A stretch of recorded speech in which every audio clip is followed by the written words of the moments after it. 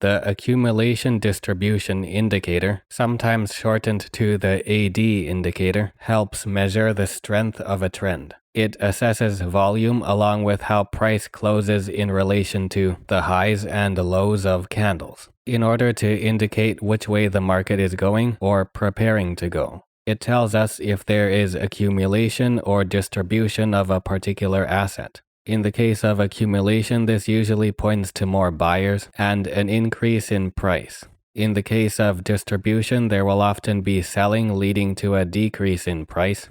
Like with most all indicators, computers will be doing the calculations.